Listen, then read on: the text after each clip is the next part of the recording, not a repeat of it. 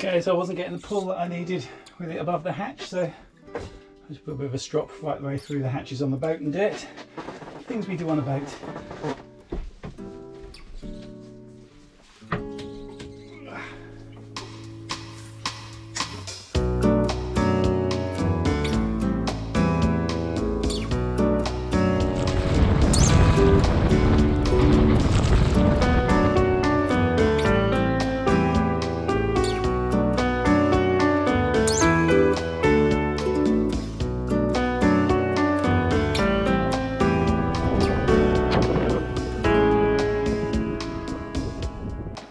And welcome to Cesme, where it is freezing. Yeah, we're just snuggling up for warmth here.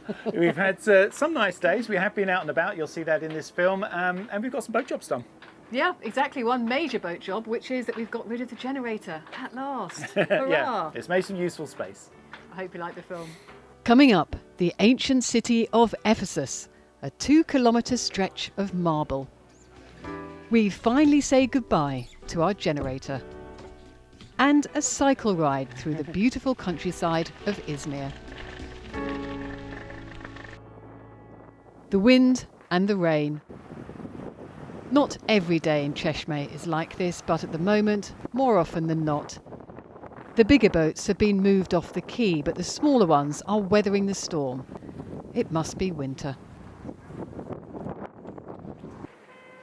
This is our one sunny day in a whole week of rain and wind, so we're making the most of it. Yeah, a little road trip. We're going to go to Ephesus, which is one of the prime archaeological sites around here. It's about 2 hours from Cesme. So yeah, it's a nice road as well, along the coast. It's a chance for us to see a bit more of the region, and Ephesus is the jewel in the crown when it comes to ancient monuments. Once the home, it's said, of the Virgin Mary. So this is the entrance. Not too many people here, out of season. He actually asked if we lived here. I think it's becoming a clue. Yeah, a few words of Turkish and mistake us for locals. Not. You're greeted with this whole Roman street, and at the end of it, the most enormous amphitheatre.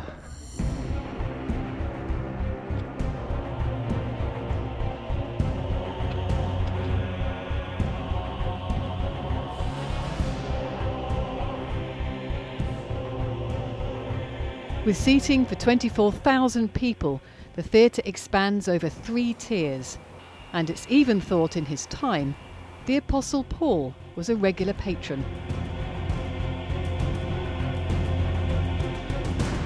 So they've obviously done quite a bit of renovation here, and they're putting it back to how it was sort of in its period when it was rebuilt, haven't they? When it was, because it was the Romans in what, AD 30? What was it? 31 to 42. It was 42. Rebuilt by Emperor Claudius. And the interesting thing is they charged you to get in, so it was definitely entertainment. So we're in the cheap seats then? Yeah, I think so. Got the side view. It's very nice though. The whole town has been brilliantly excavated. The main marble road weaving its way through the homes, meeting houses and palaces.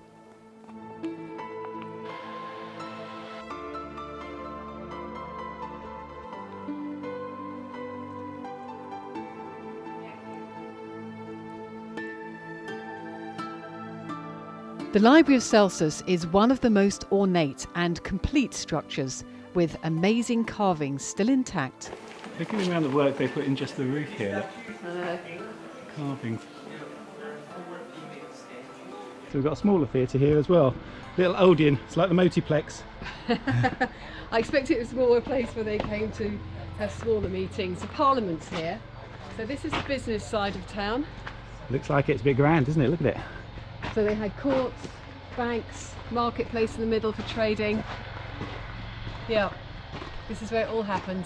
And people lived down there. Even in the early days, separating the busy town centre from the residential areas was an issue. So this is an early form of traffic control. These pillars were put here apparently to narrow up the long 2-kilometre marble road, which they used to bring wagons up, but they weren't allowed any further, so it stopped them coming up. I think this is what these marks are on some of the rest of the road as well. What's that? just blocks there. These? Just to stop the Where there was another block, another yeah. column, yeah. Yeah, so I think there's like traffic calming all the way down this road. Yeah. In amongst the temples and statues, a true sign of the communal nature of the society here. Toilets.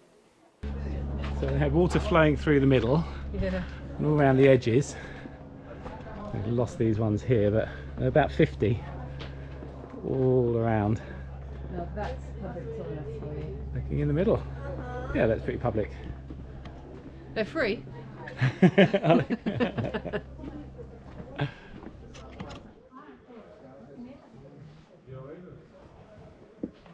This whole modern facade is protecting what they call the terraced house. The most recent excavation, and one that is still in progress, are these extensive terraces. It really is like walking through history. So they're just putting all the bits they can find together. A massive jigsaw puzzle. This was completely covered in marble, apparently, this room. They're trying to piece all the bits to put it back again. The houses date back to the 1st century BC, but because of earthquakes and fires, they've been restored many times. In some cases, there's 7 or 8 layers of paint beneath the frescoes. The detail in the mosaic floors is staggering. You can't possibly take it all in just one visit. We'll have to come again. Now, for all of you that saw episode 30, Seeds Solid, and saw that this had happened, it's absolutely seized solids. You might be waiting for the autopsy, what's going on, and you'd be glad to hear that I am now taking it out, and I'm taking it apart at the same time. And so far, I can't find out anything that's wrong. There's the cylinder head, there's nothing wrong with it, it all moves. It wasn't hydrolocked either. I already knew that because I had taken out the glow plugs here and knew that there was nothing in the top end. But you know, pistons, bores are okay, so there's nothing there. The usual sort of things that are happening to stop an engine, you know, seize an engine like that, don't seem to be happening with this one. So could actually be something with the actual generator part at the back there. So I'll keep looking as I take it apart, but you know, I'm glad to be rid of this because, I mean, if you look at it, you can see this is where I've taken the front end off before because it had the oil control valve here, got stuck and the oil pressure went way up. I've had a new water pump in it when we were in the silly aisles, that died, so I had to strip it all down and do that. I've had a new cylinder head in it because it had a crack in it. So it's been nothing but trouble. So yeah, glad to be rid of it, and I just don't need it now with the lithium and the solar, which is a great relief.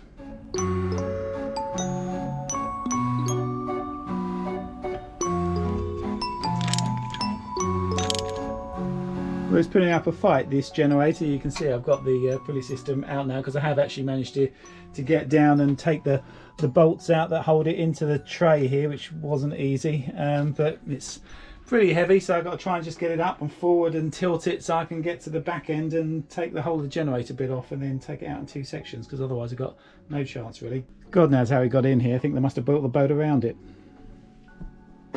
Okay, so I wasn't getting the pull that I needed with it above the hatch, so I just put a bit of a strop right the way through the hatches on the boat and do it. Things we do on a boat.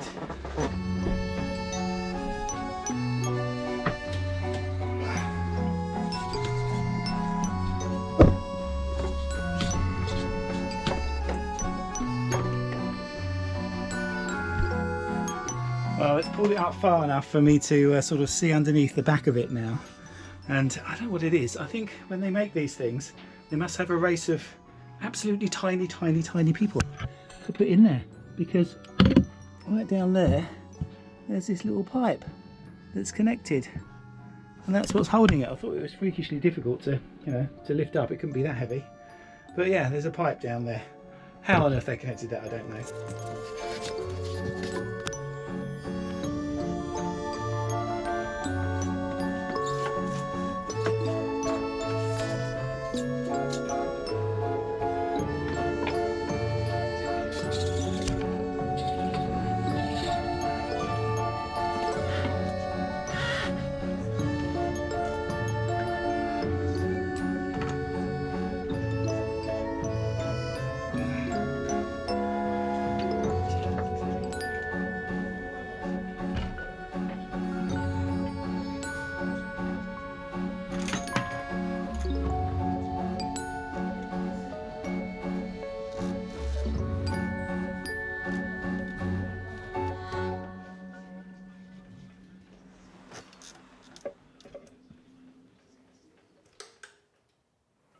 In between boat jobs, there's another ray of sunshine which beckons us towards the castle.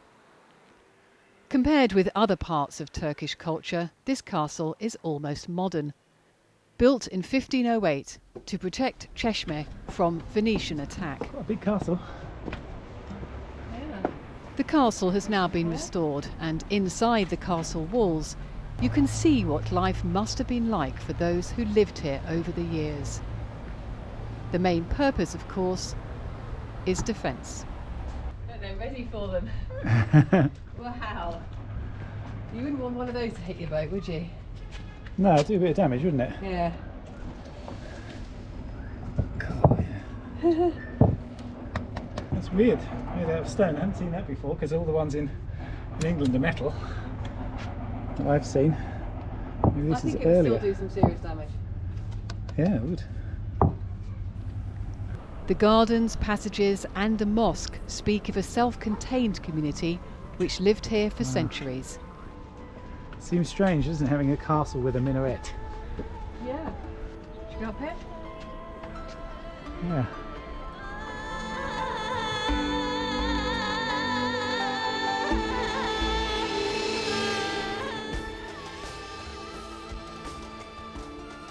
They even had entertainment. I don't know how many people lived here at any one time, but they've got lots of rooms and they've even got a theatre. I think that's what this is. Looks like it. It's like you can sit on the steps and at the very least they can have a gathering of all the troops and be told what the next plan of action is.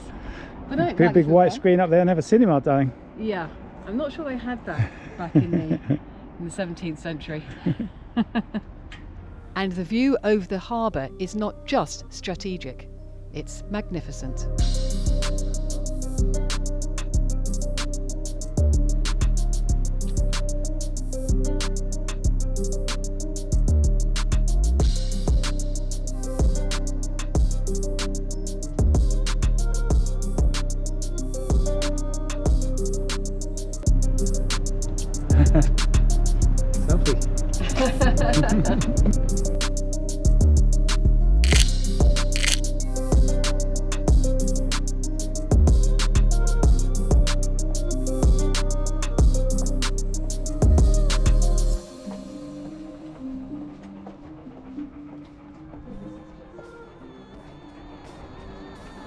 Prayer mat there.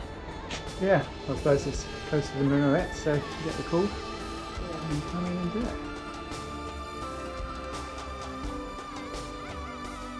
In the end, it wasn't the Venetians the Ottomans should have been worried about. It was the Russians. In the 1700s, Russia only had access to the sea from the north, where the sea froze in winter. What they wanted was all-weather ports in the south, but that region was controlled by the Ottomans. So the Russians launched an audacious attack, sailing the long way round to Cesme, picking up British allies along the way. The entire Ottoman fleet was rafted up outside the castle for protection. But in the end, that wasn't enough. The Russians destroyed all the Ottoman ships and sailed through to the Black Sea.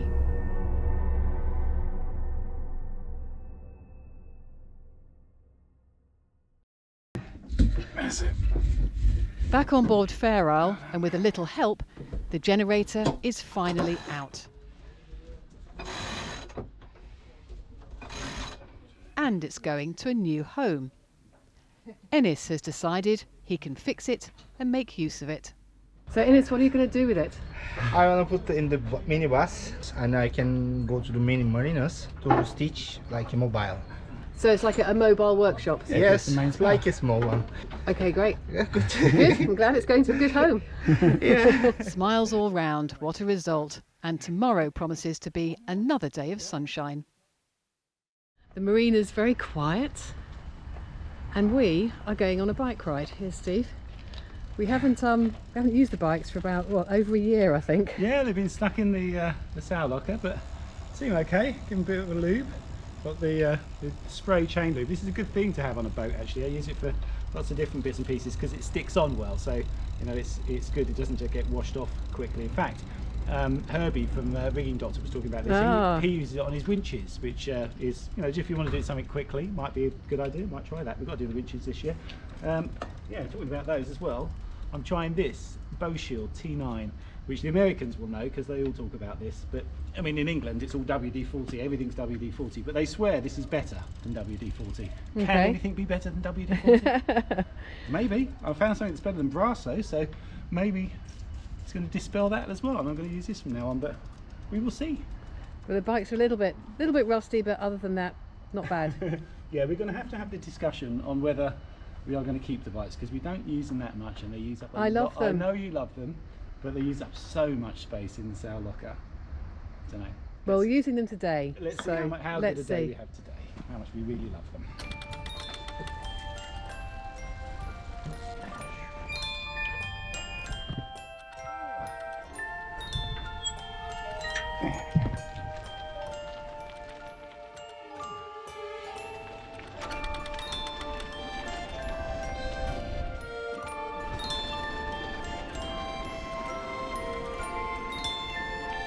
This is why I love cycling. A sunny day, a flat road, and lots of lovely views. Another steep bit. I know. You have to stand up a bit. We've almost got to the top of the hill. We are now pushing the bikes. And this is what I don't like about cycling. After months in the sail locker, both bikes are stuck in top gear. Maybe they need a little more than just oiling.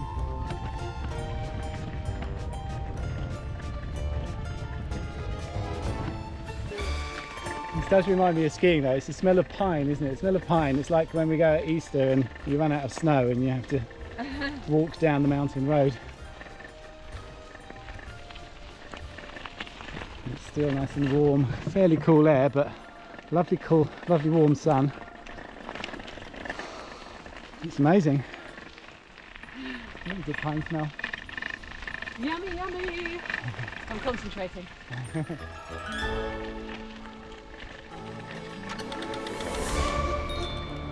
An hour later, and we arrive.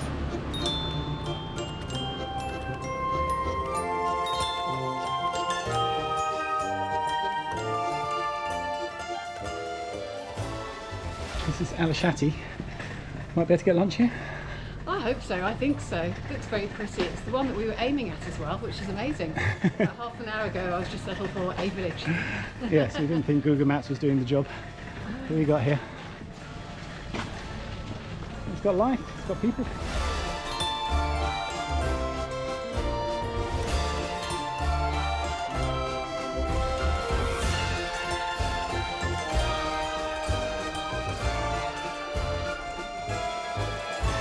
Street restaurants, artisan boutiques and stone houses. And one establishment that catches my eye. After a tattooing, you may well need a cocktail. Good idea. Now for lunch, and we're spoilt for choice. The same with every dinner, you get a cat friend. You do? You got a cat friend? Cats and glasses. Alachati is full of shops selling designer shades.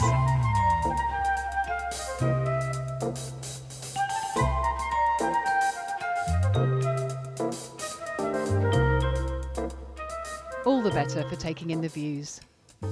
Stunning.